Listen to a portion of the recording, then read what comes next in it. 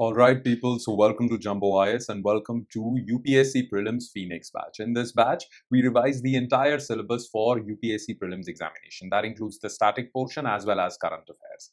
Now this lecture is related to the static portion that we are revising every day. Now today's targets, well, as far as today's lecture is concerned, you all know this, that we are continuing with ancient and medieval history. Now ancient history has been completed and we have entered medieval history.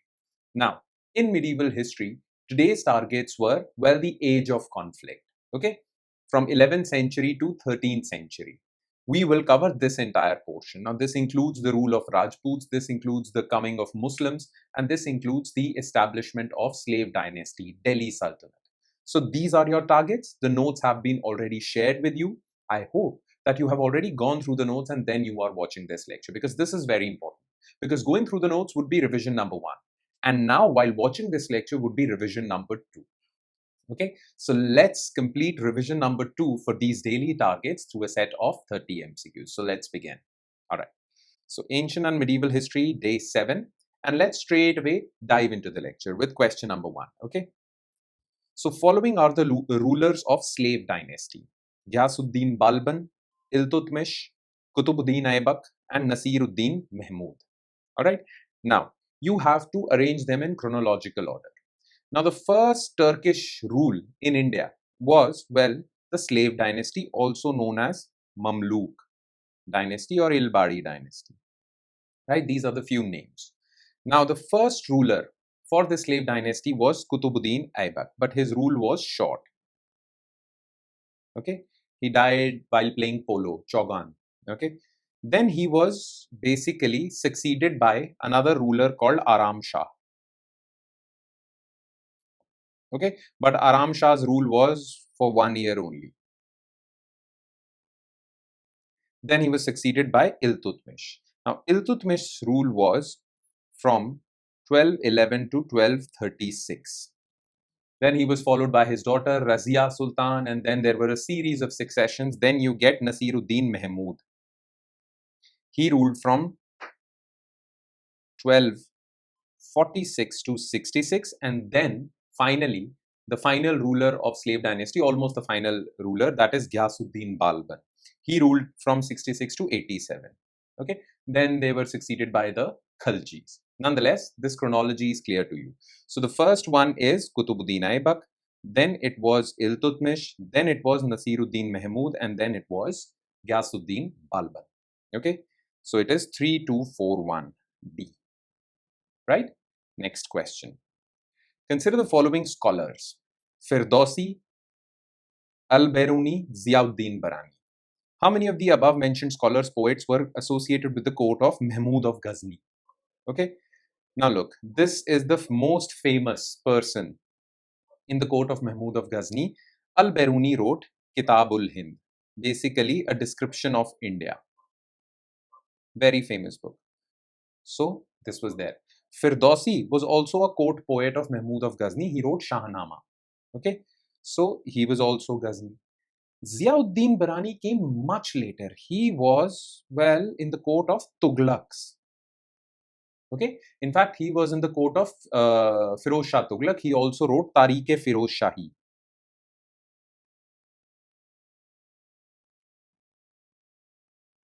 So he was, well, he was present during the rule of later Tughlaqs, very late, 14th century. So only 1 and 2 were part of Mahmud of Ghazni's rule. Tughlaqs came very late. So the answer would come out to be B, only 2. All right, next.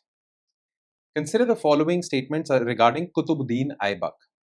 After the death of Ghori, Muhammad Ghori, he assumed the title, he became Sultan of India, and made Delhi his capital. He died while playing Chaugan, horse polo. Aibak's administration was purely military. Okay. So, well, Muhammad Ghori defeated Prithviraj Chauhan and took control of his empire. Now, when Muhammad Ghori died, he had various generals controlling different parts of his empire. Okay, his empire went up to Central Asia also. So the India part was being controlled by Kutubuddin Aibak. Now, after Ghori's death, Kutubuddin Aibak was a slave of Muhammad Ghori. He became independent. He declared himself the Sultan of India. His capital was not in Delhi. Remember this. His capital was in Lahore. From Lahore, well, the capital was later shifted to Delhi by Iltutmish. But earlier it was Lahore during Qutbuddin's Aybak's reign. So this is false. Now his rule was from 1206 to 1210, and his rule was short. That is why he did not have the time. He himself was a military general. So he took care of military administration. He did not get enough time to establish a civilian administration properly. Okay, so third statement is correct. And in 1210, well, he accidentally died while playing Chaugan, a form of horse polo. So this is also correct. So the answer would come out to be 2 and 3. Right? Next. Consider the following statements related to Delhi Sultanate. Quwwatul Islam Mosque was built during the time period of Iltutmish. Aybak was also known as Lakh Baksh. Book Adab al-Harb was written by Fakr Mudabbir. Famous book Tajul Masir written by Hasan Nizami primarily deals with Iltutmish. Okay, so here's the thing. Quwwatul Islam Mosque was built by Qutbuddin Aybak in Delhi. Okay, so Quwwatul Islam Mosque was built by Aybak, not Iltutmish. So this is false. Now, Aybak was known for his generosity. He famously gave 1 lakh as his for charity. So he was called Lakh Baksh. Baksh means he gave it away. So this is correct. Now, during the time of Aybak, there was this person, Fakr Mudabbir. He wrote a book called Adab al-Harb, which means rules of war or the etiquettes of war. How war should be fought ethically. Harb means war only. So Adab al-Harb in Arabic. Fakr Mudabbir. He wrote this, yes. Now Hasan Nizami wrote Tajul Masir, but it was dedicated to Aybak only, not Iltutmish. So this is also false. The answer would come out to be B. Right? These facts are important. Medieval history, well, you have to cram a lot of information as far as medieval history is concerned. So this can be a little challenging, but well, somehow bear it. Okay, next. Though through this MCQ discussion, you will get to remember. It will aid in memorization. Still, you have to do more hard work as far as medieval history is concerned. That is why some people find medieval history a little challenging because there are so many names. Any which way. Fifth question. Consider the following statements related to Delhi Sultanate. Shamsuddin Iltutmish was the third of Mamluk kings. In the second battle of Tarain, Iltutmish defeated Yaldoz. He transferred the capital from Lahore to Delhi. He appointed number of qazis in Delhi to dispense justice.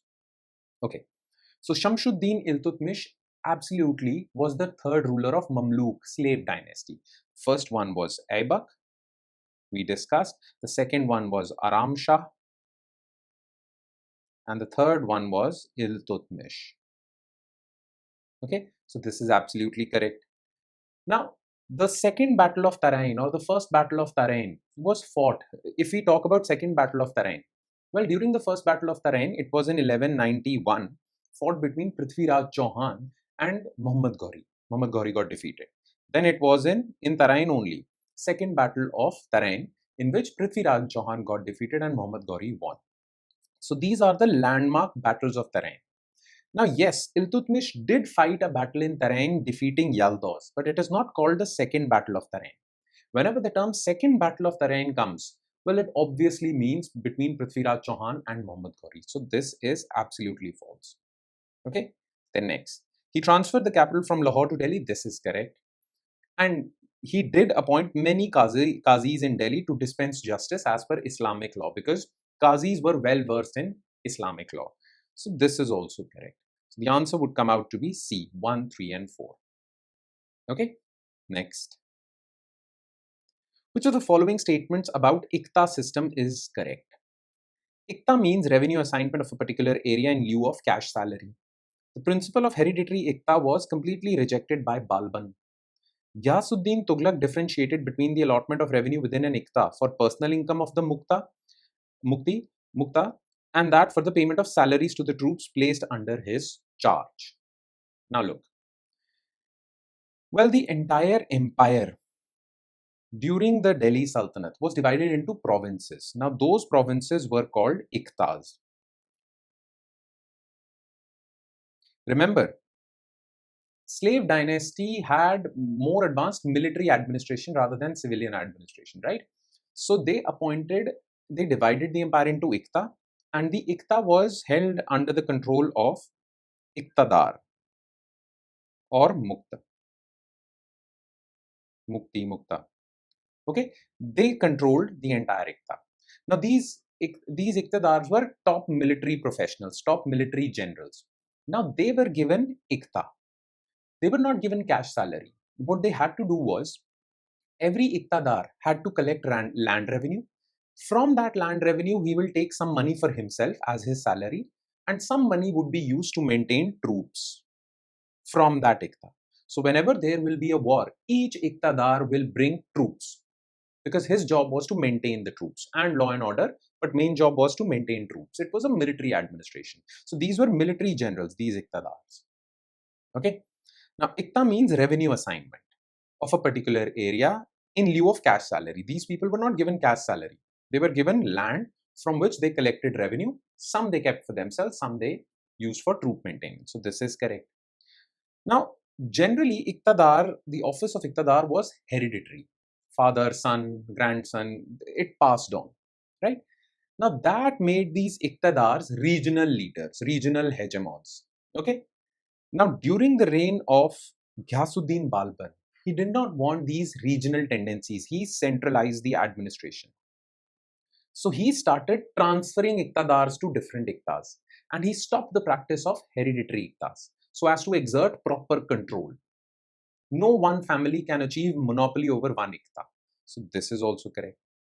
And Ghiyasuddin Tughlaq also started differentiating between the money that was distributed from land revenue. Earlier, there was no accountability how much the money would be kept by Iqtadar and how much he would use for troop maintenance. Ghiyasuddin Tughlaq separated that. So this is also correct. So all of the above are correct. Okay. Next. With reference to Delhi Sultanate, choose the incorrect pair. So Ikta land assigned or granted to religious leaders or religious institutions. Khalisa land under the direct control of Sultan, and the revenues collected were spent for maintenance of royal court or household. Inam land assigned to officials instead of payment for their services. Now look, these are interchangeable. Ikta land is assigned to officials for payment of their services, and mostly the officials were military officials. And Inam land is land given for maintenance of religious institutions, Islamic institutions. Okay. Now, most of the land was given to these Iqtadars. Some land was kept with the emperor himself, and the revenue from that land was towards maintenance of royal court, royal household, his personal wealth. This was Khalisa land. So 2 is absolutely correct, 1 and 3 are wrong, and they asked us choose the incorrect. So 1 and 3 only. Okay, next. Consider the following statements with reference to Turkan-e-Chahalgini. It was a group of 40 faithful slaves which came into existence with the task of protecting Shamshuddin Iltutmish. With the passage of time, the group went on to become weak and it was dissolved. Now, Iltutmish created a council of 40 people, also known as Chalisa or Turkan-e-Chahalgini. These people were given considerable power and they were tasked with managing certain affairs. Okay, the emperor used to delegate major important tasks to this Chalisa. Now, when Iltutmish was around, he was powerful. But when Iltutmish went away, well, this 40-member Chalisa became extremely powerful and they became the kingmaker. It was up to them, okay, who would be the Sultan of Delhi. So they became extremely powerful. They were finally weakened by Balban, because Balban knew that if he wants to be a powerful Sultan, well, this Chalisa has to be disbanded. So over time, they became extremely powerful that Balban had to disband them. In fact, Balban was part of Chalisa at one point of time. That's how he became Sultan also. Nonetheless, so this is definitely false. Okay, they didn't become weak. They become strong. They were disbanded by Balban. But yes, first statement is correct. It was created by Iltutmish. Okay, 40 of his favorite people were put in this Turkan-e-Chahalgini. So the answer is A. Right? Next. Which of the following pairs are correctly matched? Taxes description. Kharaj. It represented 1/5 of the booty acquired in war. Zakat. It comprised of tax on flocks, herds, gold, silver, commercial capital. Jizya. It was imposed on non-Muslims for which they received protection for life. Khams. It was tax on land. So, kharaj is basically, well, it is used in Urdu also. Kharaj is basically land revenue. Okay, it is related to agricultural land. So, one is the description for four. I mean, fourth is the description for one. So, kharaj is tax on land. Khams, well, it is an Arabic concept. Okay, so whatever you win in a war, 20% of that is donated. Whatever you win in a war, 20% of that is given for religious, charitable purposes, and 80% is kept by soldiers. So this is what khams is. Khams is, well, 20% of the winnings in war given to everyone. Okay, 80% is for soldiers. So khams is 1/5 of the booty acquired in war. So this is this. So both 1 and 4 are correct, but 2 and 3 are absolutely correct. Zakat was the tax levied on everything. Jizya was the tax levied on non-Muslims. We all know about it. Non-Muslims had to give jizya. This is Islamic law basically. So the answer would come out to be 2 and 3. Okay.